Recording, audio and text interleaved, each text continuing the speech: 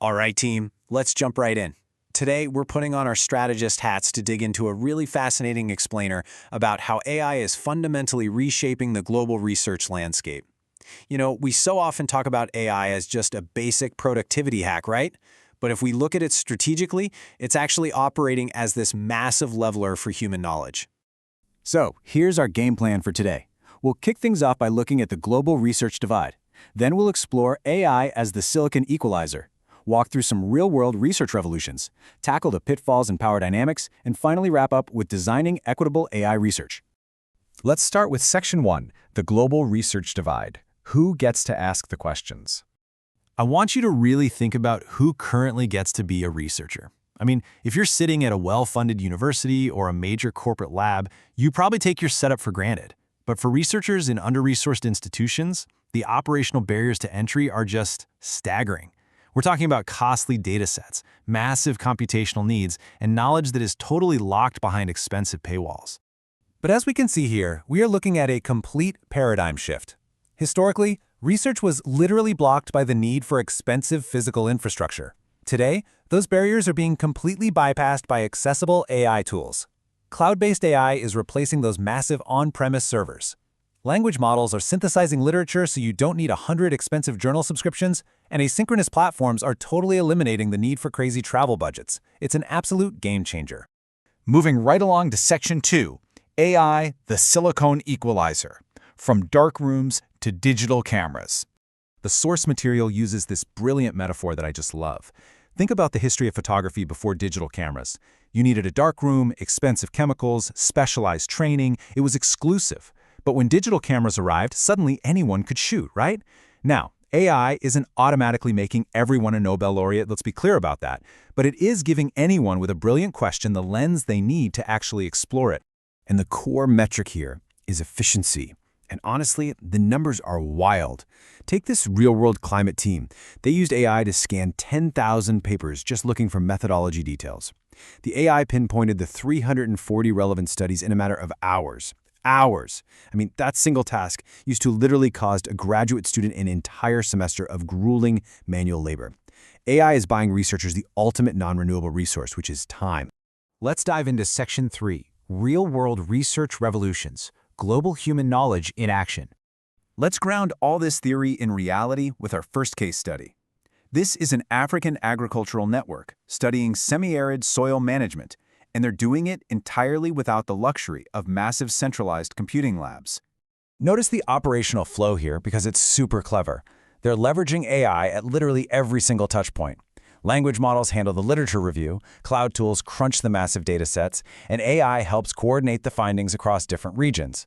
This allows highly sophisticated comparative research to be led completely by local researchers who are addressing their own local needs. That is huge. Next up, Case Study 2, Community Environmental Monitoring. Imagine a group of citizen scientists living in an industrial area. They want to monitor local air quality and its health impacts, but they don't have any formal scientific training. This right here is community science empowered. The community members gather the data using low-cost sensors. Then, the AI steps in to handle the complex heavy lifting. It flags the air quality spikes, it finds the health correlations, and it generates visual reports that people can actually understand. This gives everyday citizens the rigorous, peer-reviewed proof they need to successfully advocate for local pollution controls. Finally, let's consider our third case study, a small university in Southeast Asia. They want to conduct vital tropical disease research, but they severely lack international networks and, of course, massive computing power. By leveraging cloud AI and live translation tools, they completely bypass the need for a massive, expensive physical lab. They use asynchronous platforms to collaborate globally without buying a single plane ticket.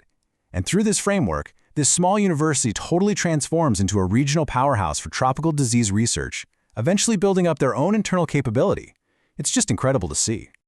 All right, let's shift gears to Section 4, Pitfalls and Power Dynamics. Is this democratization or extraction? Listen, you cannot just drop AI tools into a community and walk away. As strategists, when you're evaluating deployment risks, I want you to use this quick calibration checklist from the explainer. First, assess complexity.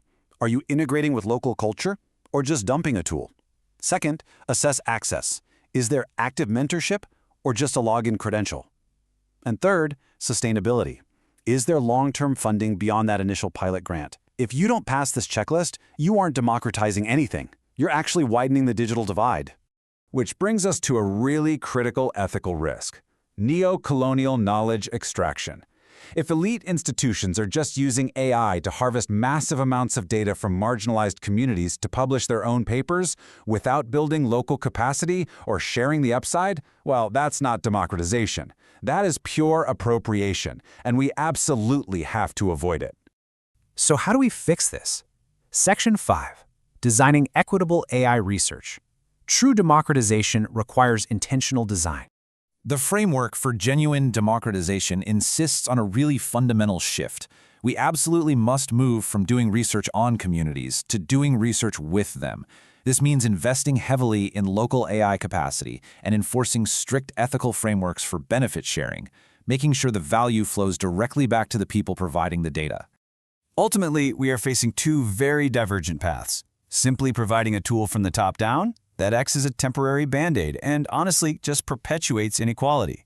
True democratization, on the other hand, builds an entire ecosystem, one that's rooted in shared leadership, comprehensive training, and sustainable, locally adapted models.